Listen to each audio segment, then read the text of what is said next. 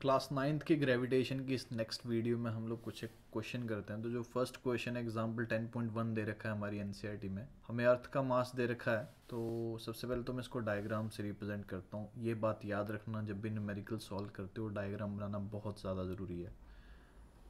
तो ये सपोज करो मेरे पास अर्थ है और ये मेरे पास मून है। तो ये क्या बोल रहे हैं कि हमारे पास जो अर्थ का मास है, मास ऑफ अर्थ, वो दे रखा है 6 × 10⁻24 kg, ये मास है। वहीं पर मेरे पास जो मून का मास है, मैं इसको मून को O से रिप्रेजेंट कर देता हूँ। जो मून का मास है वो है 7.4 × 10⁻22 kg, और उनके सेंटर से जो डिस्टेंस है हमारे पास, जो मून और अर्थ के बीच का जो डिस्टेंस है वो है 3.84 × 10⁻5 किलोमीटर्स है मेरे पास डिस्टेंस जो है। तो ये कह रहे हैं कि हमें इनके बीच की जो है वो ग्रेविटेशन फोर्स कैलकुलेट करनी है कि ग्रेविटेशन फोर्स कितनी आ रही है। तो सबसे पहली बात तो मेरे पास जो भी आंसर आएगा वो एसआई यूनिट में लिखना है, इसलिए मैं किलोमीटर्स को मीटर्स में कन्वर्ट करूँगा। ये मेरे पास हो जाएगा 3.84 × 10⁸ मीटर।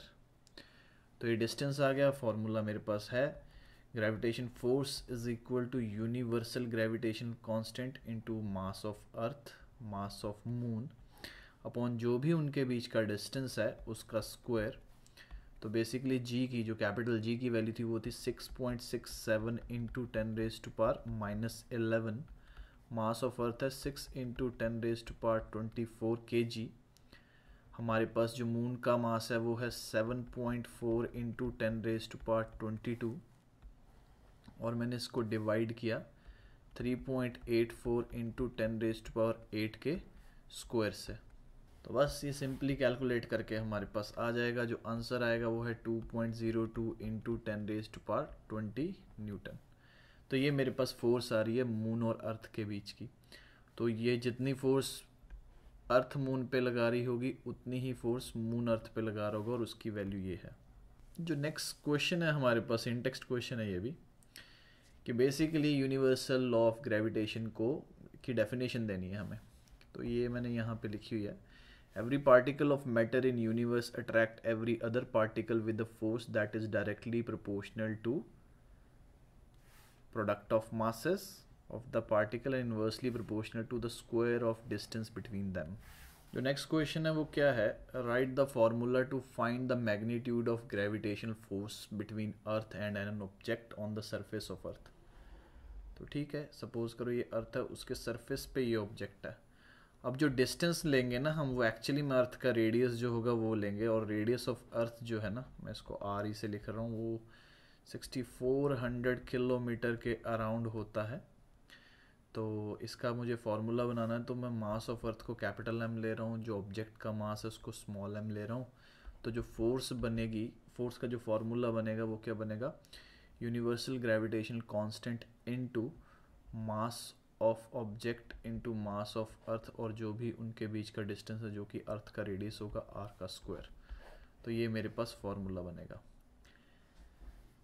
इसके अलावा कुछ एक और चीज़ें थी जो मुझे इसमें बतानी थी, जो पिछली वीडियो में मिस आउट हो गई थी। जो ग्रेविटेशन का लॉ होता है ना, वो सभी ऑब्जेक्ट के ऊपर एप्लीकेबल होता है, चाहे वो सेलेस्टियल हो चाहे वो टेरेस्ट्रियल हो। सेलेस्टियल हो चाहे टेरेस्ट्रियल हो, सब पे अप्लाई होता है ये लॉ। जो नेक्स्ट चीज़ है, इसकी वजह से, इस लॉ की वजह से हम क्या क्या चीज़ें एक्सप्लेन कर पाए हैं कि हम लोग अर्थ के साथ क्यों बाइंड रहते हैं। ग्रेविटेशन की वजह से क्यों हमारा एटमॉस्फेयर जो है वो प्रेजेंट है। ग्रेविटी है ना, तो हमारे पास जो एटमॉस्फेयर होगा, गैसेस का मास होता है, तो वो उसके ऊपर रहती है। मून पे ग्रेविटी कम है, मून पे ग्रेविटी कम है इसलिए वहाँ पे एटमॉस्फेयर नहीं है, वहाँ पे एटमॉस्फेयर नहीं है इसलिए जो सनसेट सनराइज़ ये सब फिनोमिना होते हैं वहाँ पे दिखते हैं। वहाँ पे जाके आसमान जो होता है बिल्कुल ब्लैक दिखता है, लेकिन अर्थ से जो स्काई है वो दिन के टाइम पे स्कैटरिंग की वजह से ब्लू दिखता है। तो ये सब फिनोमिना भी कहीं ना कहीं ग्रेविटी की वजह से लिंक है।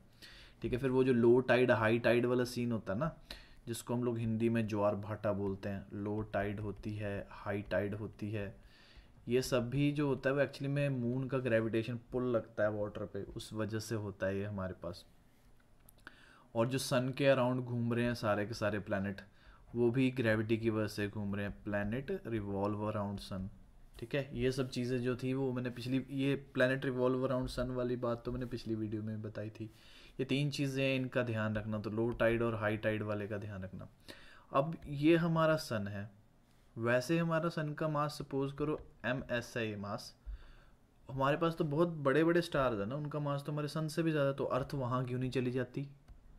ठीक है, क्योंकि उनका डिस्टेंस जो है वो बहुत ज़्यादा है। हमारी अर्थ और हमारे जो सन है उसका जो डिस्टेंस है, मैं उसको D1 मार्क करता हूँ, उसको D2। तो हमारा जो डिस्टेंस है ना सन और अर्थ के बीच का, वो कम है एज़ कम्पेयर टू उन दूसरे स्टार से।